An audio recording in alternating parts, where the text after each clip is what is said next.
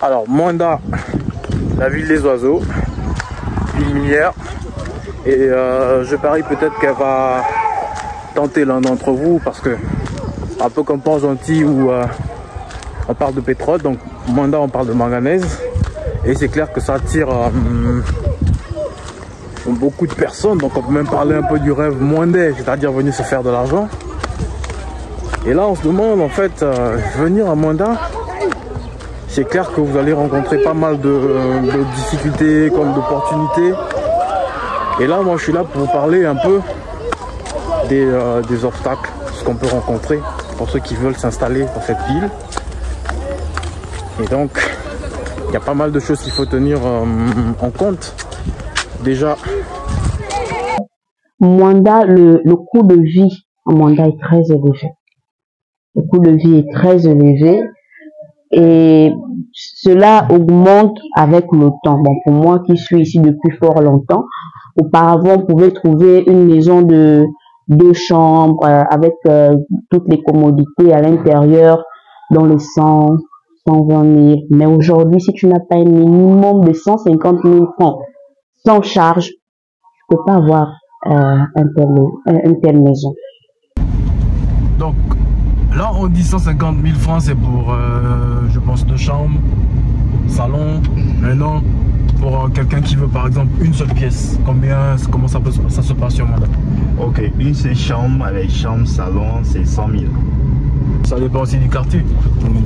Non, le quartier ça ne dépend pas. Donc dans chaque quartier, tous les prix, ça dépend souvent du bailleur. Il y a des gens qui peuvent te faire 3 chambres à 200 000. Un bailleur, le bailleur qui peut te faire une chambre, 3 chambres à 150 000 et bien 130 000. Ça dépend. Donc en gros avec 50 000 ou 80 000, c'est pas possible de se loger à Mwanda.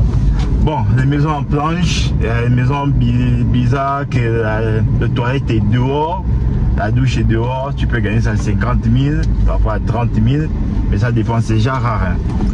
Ici à Mwanda, c'est là revenu comme des Libreville. Donc c'est vraiment rare. Même côté aliments, il y a la partie alimentaire aussi, les coûts sont très exorbitants.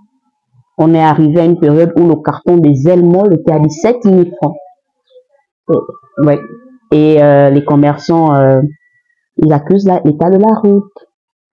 C'est difficile que les camions arrivent facilement. Voilà.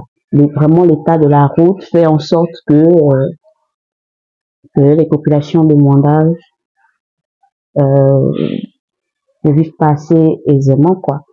De temps en temps, tous les déraillements avec le train, la route qui n'est pas très fiable, n'arrange pas la situation. Et durant une période de l'année, il y a une pénurie en gaz et les résidents ont toujours un plan B. Pour ceux qui ont déjà duré ici, ils connaissent les périodes. Généralement, dès que les pluies arrivent, il faut faire le stock. Lorsque la fin de l'année aussi arrive, il faut faire les stocks. Parce que on vit tout le temps les pénuries de gaz ici. Tout le temps. Donc, vous allez constater que les ménages ont au minimum 2 bouteilles. Au minimum, sinon plus. Oh, voilà, en gros, ville chère, mais toujours habitable. Donc, ce qui fait qu'il y a toujours des gens qui viennent à Mwanda et ils font avec, ils n'ont pas de choix. Si j'avais pas aimé, je ne serais pas restée. Je ne serais pas restée. Oui, la vie est belle.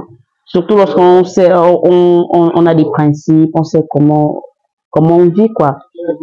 Parce que facilement ici, on te déroute, hein.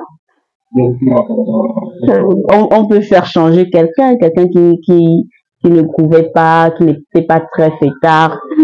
Facilement, le Mwanda, il faisait fêtard.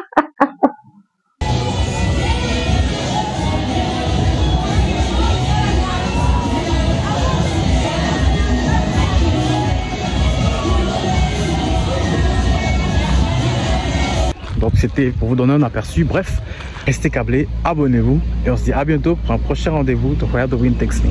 Bye bye.